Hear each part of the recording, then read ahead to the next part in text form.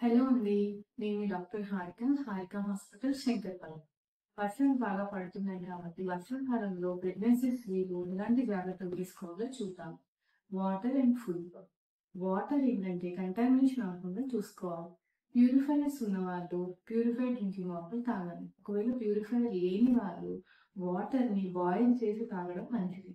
Boiling అంటే just అట్లా గోరువెచ్చగా కాకుండా రోలింగ్ బాయిల్ వచ్చేంత వరకు వాటర్‌ని కాగబెట్టాలి.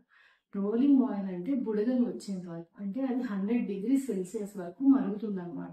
అప్పుడు దాంట్లో ఉన్న క్రిములు అలా చనిపోతాయి. అలా కాకుండా మామూలుగా కొంచెం అలా పెట్టేసి పొయ్యి మీద ఇది జస్ట్ గోరువెచ్చని నీళ్ళు తాగితే దాంతోటి ప్రయోజనం ఉండదు. అలాగనే ఇలా వాటర్ వేడి చేసినది చిన్న పిల్లలకి తాగిపించినా కూడా అంటే వాటర్ బాయిల్ చేసి చల్లార్చినది చిన్న పిల్లలు, గర్భిణీ స్త్రీలు ఇద్దరూ తాగాలి. చిన్న పిల్లలకు కూడా ఈ టైంలో ఇక జలుబు, జ్వరాలు, దగ్గు రాకుండా హెల్ప్ చేస్తుంది. And next food. బయట ఫుడ్ చాలా వరకు అవాయిడ్ చేయండి. బయట పానీపూరి తినడము, టిఫిన్స్ బయట తినడము ఇలాంటివి అవాయిడ్ చేయండి. ఎందుకంటే ఫుడ్ పాయిజనింగ్ ఈ టైంలో ఎక్కువ ఉంటుంది. ఫుడ్ పడకపోయినా, వాటర్ పడకపోయినా వామిటింగ్స్ అండ్ లూజ్ మోషన్స్ అయ్యే ఛాన్స్ ఉంది.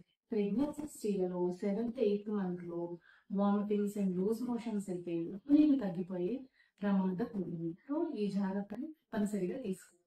Thank you.